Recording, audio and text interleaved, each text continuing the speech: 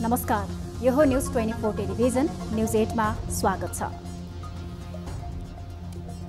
सुन तस्करी प्रकरणमा सत्ता प्रतिपक्ष दाउपेचले सीमा नाग्ने त होइन, डर पैदा भएको छ।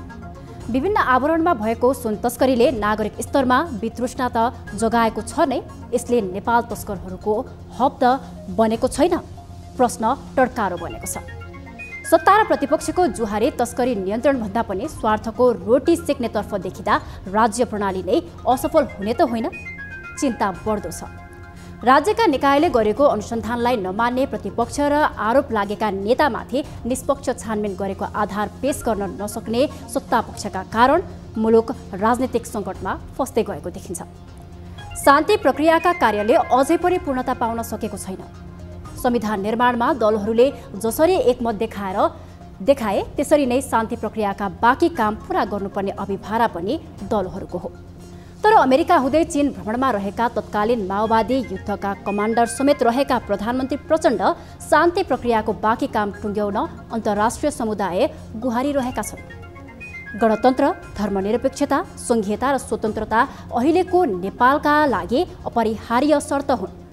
तर राज्य सञ्चालनमा पुगेकाहरूले यसलाई गम्भीर ढङ्गले नबुझिदिँदा समस्या बल्झिने खतरा छ।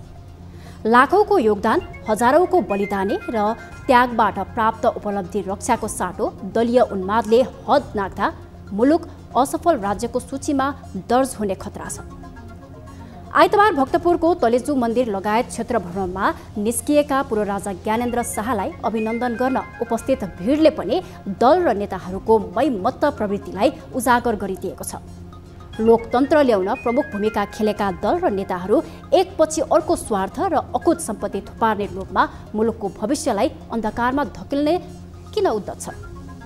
जीवनभर लोकतन्त्र जनताका लागि लडेकाहरूलाई सम्पत्ति र शक्तिको मोह केका लागि? नागरिकले देशमा भविष्य देख्न छाडिसकेको बेला नेतालाई चयन कहिलेसम्म? प्रश्न र उत्तर उनीहरू आफैले खोजन्। सचिने प्रण गरून्। राज्यका निकायलाई निकम्मा होइन, अधिकार सम्पन्न गराउन उद्यत होन्। अब रगत होइन, विकास समृद्धि चाहिएको छ।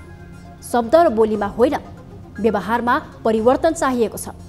नेता, दल, शासक र शासितको चेत बेलैमा खुलोस्। अब न्यूज 8 का हेडलाइन्स। सुन तस्करी प्रकरणमा छानबिन आयोगको कार्यादेश बारे सहमति जुटेन। सीआईडीको अनुसन्धानलाई मान्यता दिनुपर्ने सत्तापक्षको प्रस्ताव, सुरुदेखि नै अनुसन्धान गर्नुपर्ने एमालेको अडान। त्यसको परिमाण के हो? परिमाणका बारेमा पनि प्रश्न उठ्यो। सरकारको काम कारबाहीप्रति कांग्रेसमा असन्तोष छ। गठबन्धन जोगाएर मात्रै नहुने भन्दै प्रचण्डको विकल्प खोज्नुपर्ने माग, आफूसँग स्पष्ट बहुमत नभएको तथ्यप्रति बेप्रवाह। कुनै पनि साथीले राम्रो काम गरेर देशभरि मैले भाषण गर्न पाइनँ। कोशीमा सत्ता जोगाउन अनेकौं रणनीति अपनाउने एमाले, वर्तमान सत्ता गठबन्धन फुटाउने दाउ, नेकपा यसमा विग्रह ल्याउने कसरत।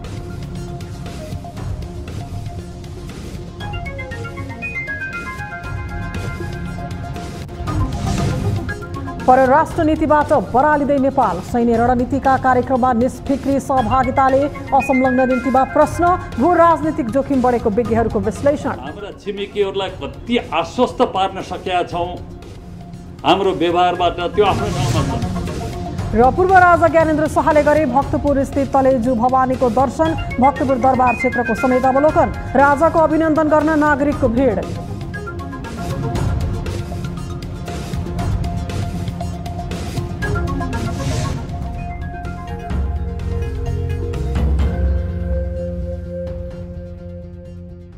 शिवम सिमेन्ट, भरोसा अटुट सम्बन्धको।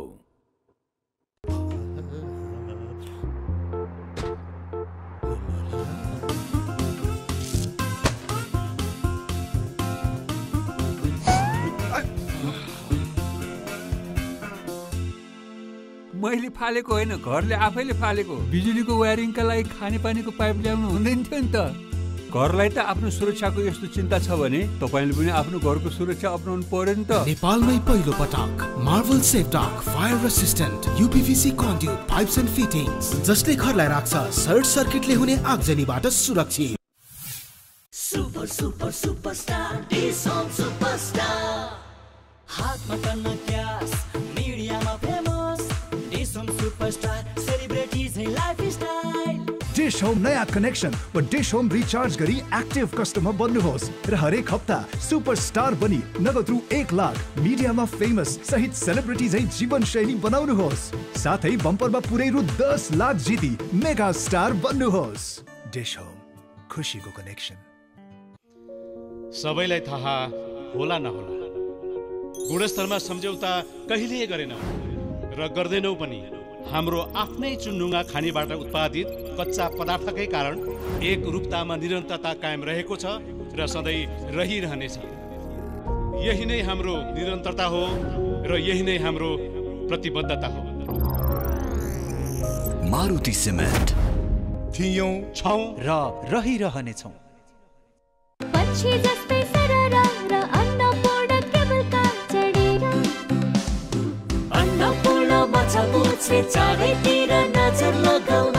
Annapurna cable car. फुटबलरको लागि ट्रेनिङ नै सबै थोक हो। म आफूलाई तेज, स्मार्ट र एक्युरेट बनाउन सधैँ पुस गरिरहन्छु। तर ट्रेनिङ ग्राउन्डमा मात्रै हुँदैन, सबैतिर हुन्छ, घरमै पनि। डिश होम फाइबरनेटलाई म मेरो टिममेट अनि कोचलाई जस्तै भरोसा गर्छु। यसको स्ट्रिमिङ क्वालिटीले विदेशकै इन्टरनेट चलाए जस्तो महसुस हुन्छ। म जस्तै फास्ट, स्मार्ट र reliable Dish Home Fibernet connection लिनुहोस्। Dish Home Fibernet.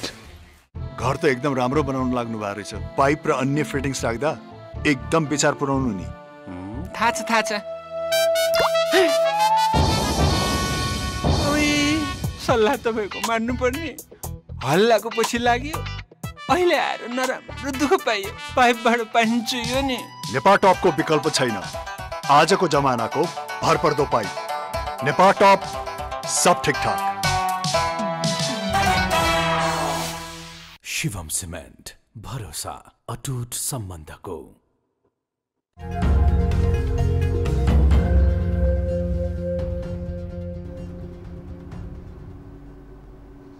हामी निरन्तर न्युजमा छौं।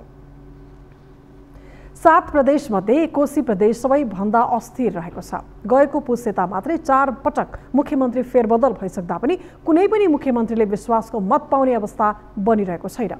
पछिल्लो पटक सर्वोच्च अदालतको परमादेशबाट भदौ 22 गते हिक्मत कुमार कार्की नेतृत्वमा बनेको कोशी प्रदेशको वर्तमान सरकार पनि अल्पमतमा छ। राप्रपाकै साथ पाएर पनि विश्वासको मत नपुग्ने भएकाले अन्य दलको साथ एमालेलाई आवश्यक छ।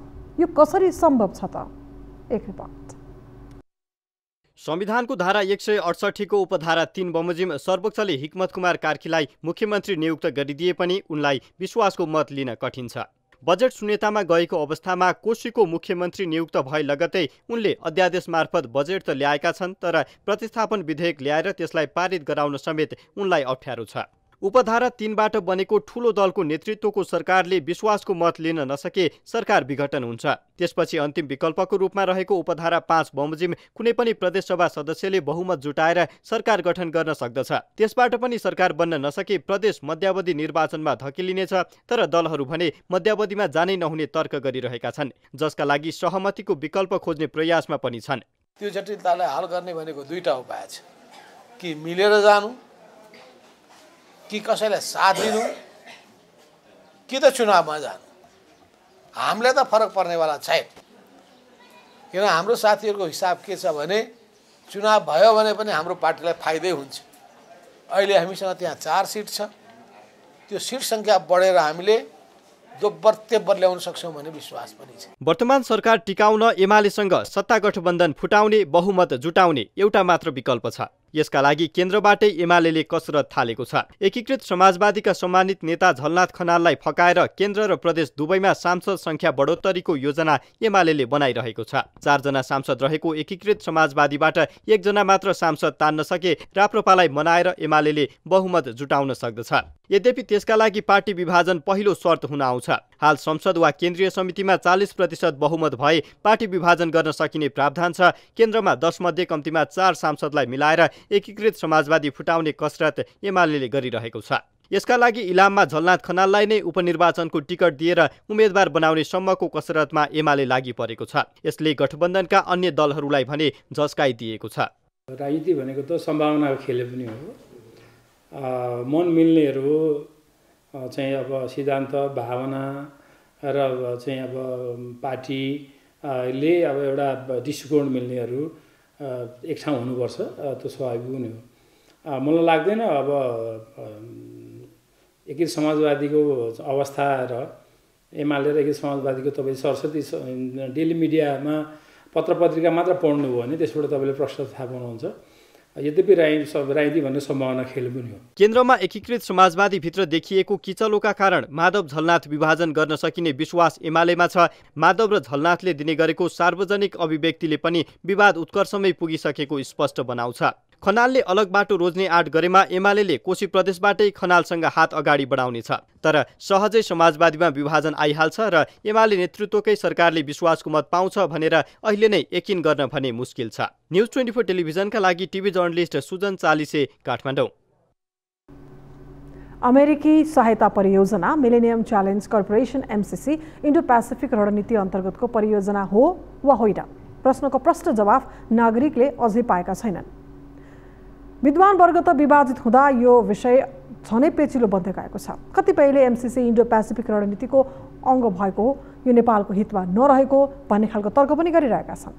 यसरी सैन्य रणनीतिमा नेपालको भूमिका रहनु हुँदैन भनी आवाज उठिरहेका समय प्रधान सेनापति प्रभुराम शर्मा इन्डो पेसिफिक सम्मेलनमा सहभागी हुन भारत जानुले झनै संशय पैदा गरेको छ। एक रिपोर्ट। आइतबार नेपाली सेनाका प्रधान सेनापति प्रभुराम शर्मा इन्डो पेसिफिक सम्मेलनमा सहभागी हुन भारत प्रस्थान गरेका छन्।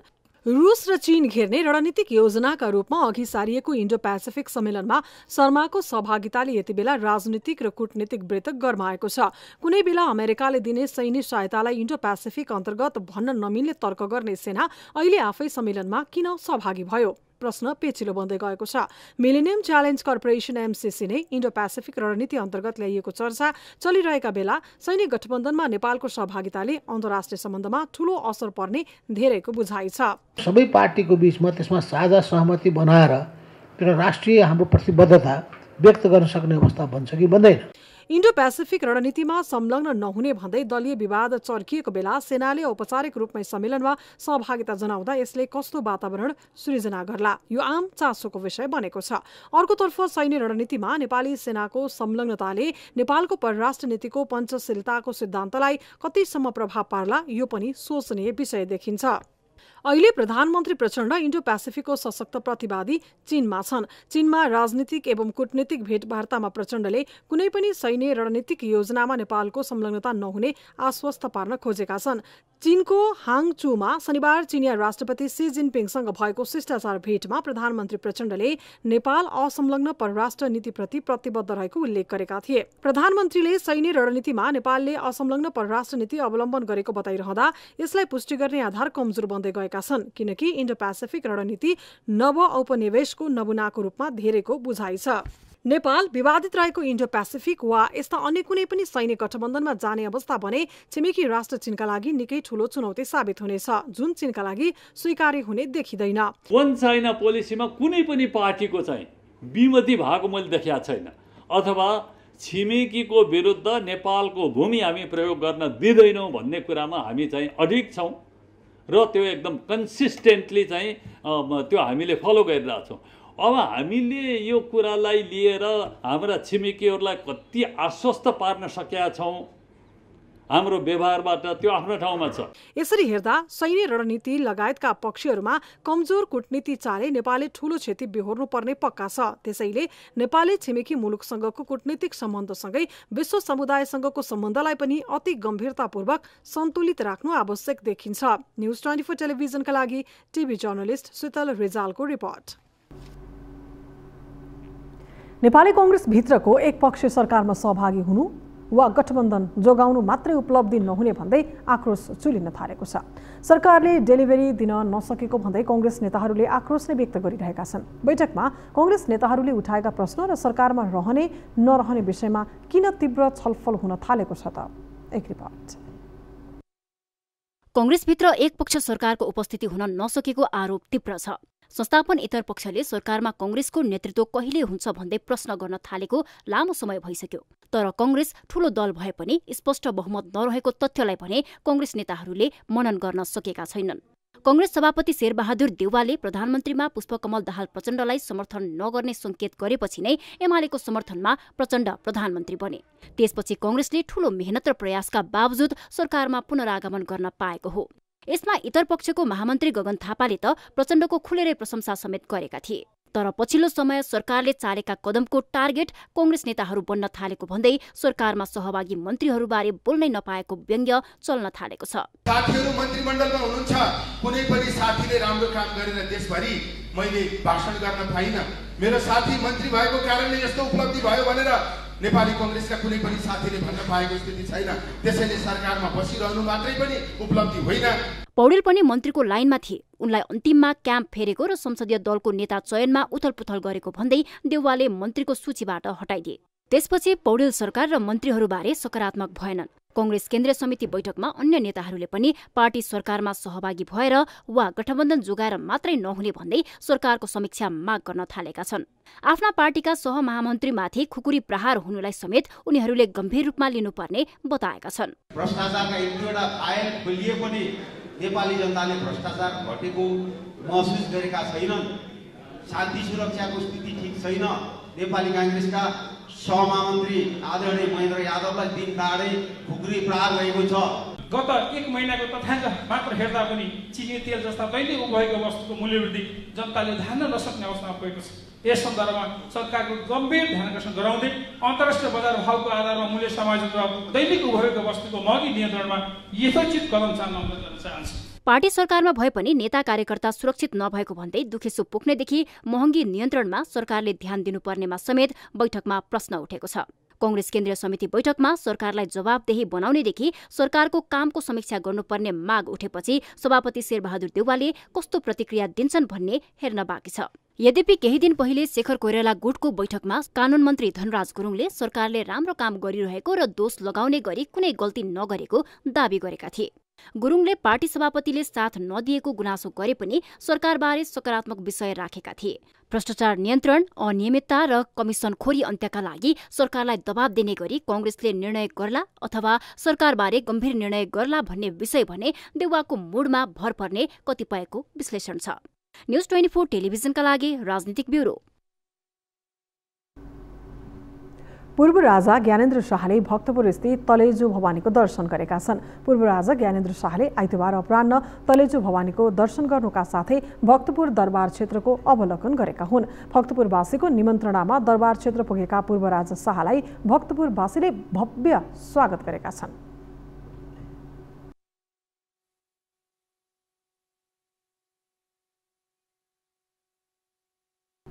स्थानीयवासीहरूले हाम्रो राजा हाम्रो देश प्राण भन्दा प्यारो छ, राज संस्था जिन्दाबाद, राजा आऊ देश बचाऊ, जनता आऊ राजा ल्याऊ जस्ता नारा लगाएर स्वागत र सम्मान गरेका हुन्।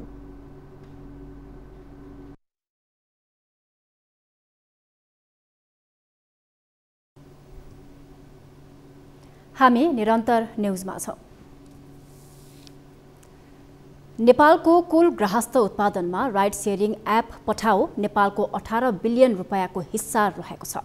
पठाओ नेपालले आफ्नो 5औं वार्षिक उत्सवलाई लक्षित गर्दै आइतबार सो तथ्याङ्क सार्वजनिक गरेको हो, जसमा 40 लाख हाराहारीका सेवाग्राही रहेका छन् भने 1,50,000 बढी पठाओ राइडरहरू रहेका छन्। एक रिपोर्ट। डिजिटल भुक्तानी गर्न मिल्ने, यात्राको समयमा लाइभ ट्र्याकिङको व्यवस्था, इन्स्योरेन्स जस्ता सुविधासँगै बार्गेनिङको झन्झटलाई हटाउँदै पठाओ नेपाल गेटदेखि गेटसम्म पुगेको छ। आइतबार सम्पन्न 5औं वार्षिक उत्सवमा पठाओ नेपालले आफ्ना उत्कृष्ट राइडर, हिरोज, क्याप्टेन र फुडम्यानहरूलाई सम्मान गरेको छ।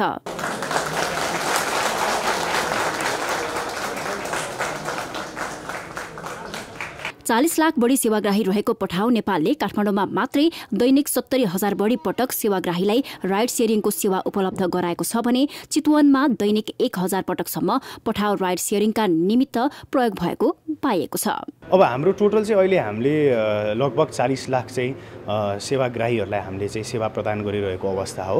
1.5 लाख चाहिँ हामीसँग राइडर साथीहरू प्रत्यक्ष रूपमा चाहिँ जोडिनु भएको छ भने 9,000 चान्चु चाहिँ हामीसँग ट्याक्सी चालक साथीहरू हामीसँग आबद्ध हुनुहुन्छ र 2500 देखि 3000 चाहिँ हामीसँग फुडम्यान साथीहरू पनि क्याप्टेन भन्छौँ हामीले उहाँहरू पनि हामीसँग आबद्ध हुनुहुन्छ। पछिल्लो समय पठाउ युवा माझ मात्र नभएर सबै वर्गका मानिसमा लोकप्रिय बन्दै गएको छ।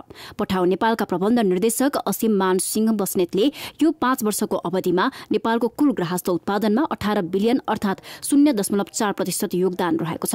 आधा प्रतिशत जीडीपी लाई योगदान दिनुभएको तपाईहरुलाई चाहिँ एकदम ठूलो ताली बजाई म चाहिँ नि धन्यवाद भन्न चाहन्छु। मुलुकको कुल गृहस्थ उत्पादनमा समेत महत्वपूर्ण योगदान दिइरहेको पठाउले सोमबारबाट दशैं महोत्सव पनि सुरु गर्ने भएको छ। पठाउ नेपालका अनुसार आफ्ना राइडरहरूको दशैंलाई आर्थिक रूपमा नै सक्षम बनाउने उद्देश्यले दशैं महोत्सव गर्न लागि हो, जसमा सबैभन्दा धेरै राइड सेयरिङ गर्ने पठाउ राइडरहरूले 1% सम्म कमिसन राख्न पाउनेछन्। सन् 2018 सेप्टेम्बर 24 देखि सञ्चालनमा आएको पठाउ नेपाल अहिले निकै लोकप्रिय रहेको छ। न्यूज 24 टेलिभिजनका लागि क्यामेरामा कान्छा डंगोलका साथमा टिभी जर्नलिस्ट सुस्मिता बानियाको रिपोर्ट। त्रिभुवन अन्तर्राष्ट्रिय विमानस्थलबाट बाहिरिएको 61 किलो 716 ग्राम सुन बरामद प्रकरणलाई लिएर एमाले लामो समय संसद अवरुद्ध गरेको थियो। उच्च स्तरीय छानबिन आयोग बनाउने सहमतिपछि संसद अवरोध खुलाइयो। तर अहिले छानबिन समिति बनाउने विषयमा सत्ता र प्रतिपक्षी दलबीच नै मतभेद हुन थालेको छ। सरकारले नै सुन तस्करी गरिरहेको प्रतिपक्षको आरोप र अनुसन्धान निष्पक्ष भइरहेको दावी गर्ने सत्ता पक्षबीच किन विश्वास पैदा हुन सकेको छैन? सरकारी संयन्त्रमाथि विश्वासको सङ्कट नै देखाउने गरी चलेका विवादले राज्य संयन्त्रलाई सफल पार्ला? एक रिपोर्ट। विभिन्न समयमा त्रिभुवन अन्तर्राष्ट्रिय विमानस्थलबाट सुन तस्करी भइरहेको तथ्य बाहिरिएपछि नेपालको सुरक्षा निकायमाथि गम्भीर प्रश्न उठ्यो। नेपाललाई तस्करहरूले हब नै बनाएको त छैन भन्ने प्रश्न समेत उठे। यसबीचमा विमानस्थलमा विभिन्न आवरणमा ल्याइएका सुन पक्राउ पर्न थालेपछि प्रमुख प्रतिपक्ष नेकपा एमाले सरकारले नै सुन तस्करी गरिरहेको भन्दै सडकदेखि सदनसम्म आवाज उठाइरह्यो। सरकारमाथि नै सुन तस्करीको आरोप लगाउन एमाले अझै पनि छाडेको छैन। देशलाई सफल बनाउने हो भने यसका यो अहिले तस्करी काण्डहरू चलेका छन्, यस्ता काण्डहरू चलाउनु हुँदैन। म काण्डहरू चलेका भनिराखेका छैन, चलाएका भनिराखेका। यस्ता काण्डहरू चलाउनु हुँदैन। यस्ता काण्ड चलाएर अनि देश विकास हुन्छ। एमालेको यस्तो आरोपमा सत्यता नभएको र अनुसन्धान प्रभावित पार्ने कुनै काम गर्न नहुने सरकारको दाबी छ। त्यसैले अनुसन्धान गरिरहेको नेपाल प्रहरीको केन्द्रीय अनुसन्धान ब्युरो सीआईबी माथि कुनै हस्तक्षेप वा दबाव नभएको सरकारको जिकिर दोहोरिने गर्छ। कतिपय कुरा हामीलाई पनि अलिक पहिल्यै स्टेप चालेर हुन्थ्यो भन्ने कुरा पनि पोलिटिकल रिलेसनलाई लाग्दालाई पनि सीआईबीले आफ्नो प्रक्रिया अन्तर्गत अगाडि बढाउने सन्दर्भमा प्रोफेसनल्ली केही कुरा चाहिँ भनिराखेका छ हैन, त्यो आफ्नो ठाउँमा छ। तर म दृढतापूर्वक भन्न चाहन्छु सीआईबी बा कुनै पनि प्रहरी संरचनालाई संयन्त्रलाई अनुसन्धान गर्ने कुरामा कुनै हस्तक्षेप गरिँदैन, बरु तथ्य प्रमाणको आधारमा अनुसन्धानलाई व्यवस्थित ढङ्गले निष्कर्षमा पुग्ने अगाडि बढाऊ भनेर हामीले कडा निर्देशन दिएका छौँ। सरकार र प्रतिपक्ष बीचको जुहारीले पनि सुन तस्करी प्रकरणमा ठूलो विवाद रहेको तथ्य प्रष्ट देखिन्छ। सुन तस्करी प्रकरणको अनुसन्धानमा सरकारी निकायको विश्वास गर्न नसकेको प्रतिपक्षले बारम्बार उच्च स्तरीय छानबिन आयोग गठनको माग गर्दै संसद नै अवरोध गर्यो। सरकार र एमाले बीच समिति गठनको सहमति भएसँगै संसद सुचारू भए पनि समिति गठनमा फेरि विवाद देखिन थालेको छ। समितिले सुरुदेखि अनुसन्धान गर्नुपर्ने माग एमाले गरिरहेको छ भने सीआईबीको अनुसन्धानलाई आधार मानेर थप अनुसन्धान गर्नुपर्ने सत्ता पक्षको भनाइ छ। छानबिन अध्ययन अनुसन्धान गर्ने निकायले पनि गरेकै छन् हो, त्यसका माथि पनि के आवश्यकता अनुसार चाहिँ त छानबिन गर्नुपर्ने छ। थप छानबिन भने त्यो छानबिन गरेर जाउँ र उहाँहरूले चाहिँ त गरेको कामलाई पनि रिकगनाइज गरौँ र त्यसमा पनि थप के गर्नुपर्छ भने त्यो पनि गरेर जाउँ भन्ने नै हो। सुन तस्करसँग जोडिएको विभिन्न तरिकाबाट भएको छ। त्यसको प्रकृति के हो, दायरा के हो, त्यसको परिमाण के हो, परिमाणका बारेमा पनि प्रश्न उठ्यो। त्यसका संलग्न भएका व्यक्ति को हुन् हो, तिनका बारेमा अध्ययन गर्ने, त्यो पनि स्वतन्त्र र निष्पक्ष ढङ्गले छानबिन र अध्ययन अनुसन्धान गर्ने र त्यो बारेमा सम्बन्धित सरकारलाई प्रतिवेदन पेश गर्ने हो। 61 किलो सुन प्रकरण अघि भेप मार्फत भएको सुन तस्करीमा एमालेले मुख्यतः माओवादी केन्द्रका उपाध्यक्ष कृष्णबहादुर महरामाथि अनुसन्धान नभएको भन्दै प्रश्न गर्ने गरेको छ। महरा पुत्र राहुल छानबिनको क्रममा प्रहरी हिरासतमा रहे पनि महरा विरुद्ध बयान समेत नलिएको भन्दै प्रश्न उठिरहेको छ। यस्तोमा सीआईबीले महरामाथि अनुसन्धान नगरेको भन्दै एमाले विश्वस्त हुने आधार नदेखिएको दावी गर्दै गर्दा सत्तापक्षले भने सीआईबीको अनुसन्धानलाई आधार मान्नुपर्ने तर्क अघि सारिरहेको छ। सुन प्रकरणको विवाद जसरी सृजना भइरहेको छ यसले राज्य संयन्त्रमाथि आक्षेप लगाएर कमजोर पार्ने काम त हुँदैन भन्ने प्रश्न उब्जिएको छ। राज्य संयन्त्रमाथि विश्वास कायम गर्दै अनुसन्धानको दायरा फराकिलो पार्दै अघि बढ्नुको सट्टा सत्ता र प्रतिपक्षले गरेको विवादले लोकतन्त्र र विधिको शासनमाथि नै यक्ष प्रश्न खडा भएको छ। न्यूज 24 टेलिभिजनका लागि राजनीतिक ब्युरो। इलामको रोङ 3 मा रहेको पूर्वी नेपालकै प्रसिद्ध मन्दिर पाथिभराको भेटी बापतको लाखौं रकम हिनामिना भएको छ। गाउँपालिकाले हिनामिना भएको आशंकामा जिल्ला प्रशासन कार्यालय इलामलाई छानबिनका लागि आग्रह गरेको भए पनि आलटाल गरेपछि पालिकाले आफ्नो प्रतिवेदन आफै सार्वजनिक गरेको छ। पालिकाले तयार पारेको प्रतिवेदन अनुसार भेटी बापतको 88 लाख भन्दा बढी रकम हिनामिना भएको छ। एक रिपोर्ट। इलामको रोङ गाउँपालिका नेपालकै प्रसिद्ध मन्दिर पाथिभराको भेटी बापतको रकम हिनामिना भएको आरोप गाउँपालिकाले लगाएको छ।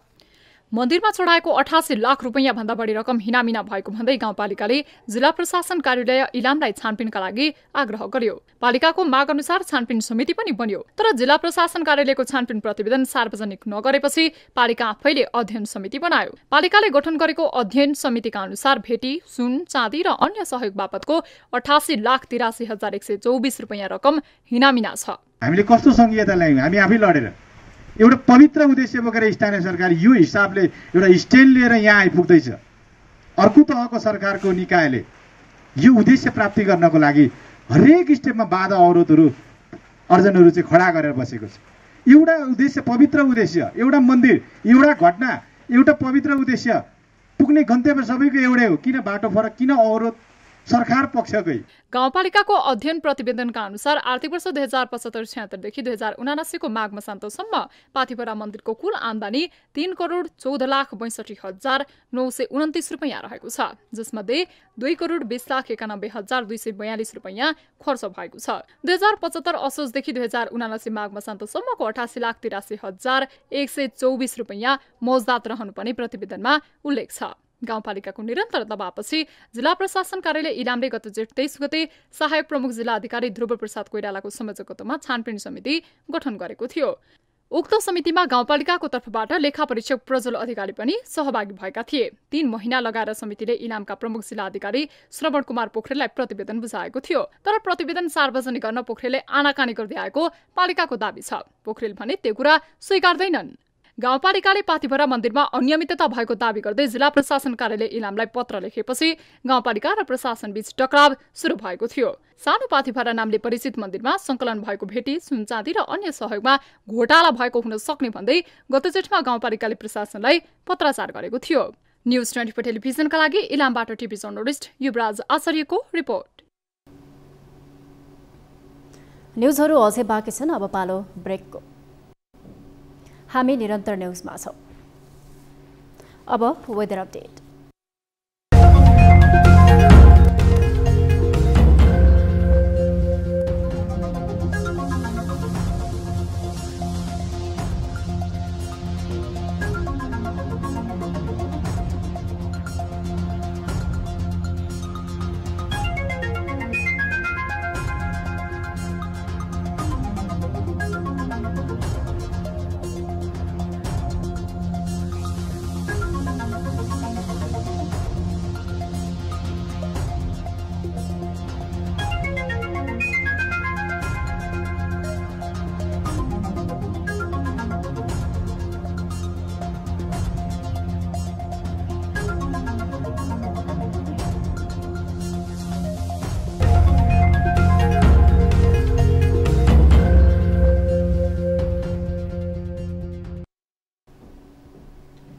अब न्यूज 8 को अन्त्यमा पुनः हेडलाइन्स।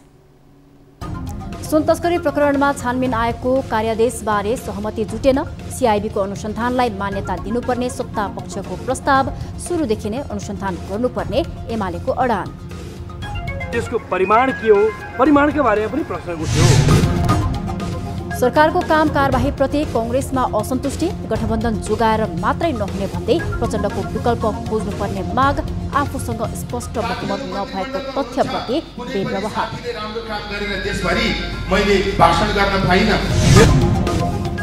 कोशीमा सत्ता जोगाउन अनेकौं रणनीति अपनाउँदै एमाले, वर्तमान सत्ता गठबन्धन फुटाउने दाउ, नेकपा यसमा विग्रह ल्याउने कसरत।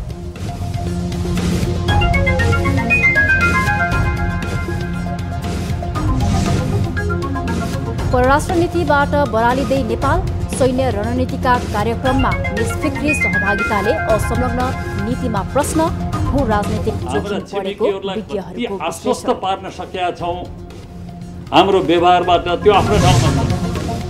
र पूर्व राजा ज्ञानेन्द्र शाहले गरे भक्तपुर स्थित तलेजु भवानीको दर्शन, भक्तपुर दरबार क्षेत्रको समेत अवलोकन, राजाको अभिनन्दन गर्न नागरिकको भिड।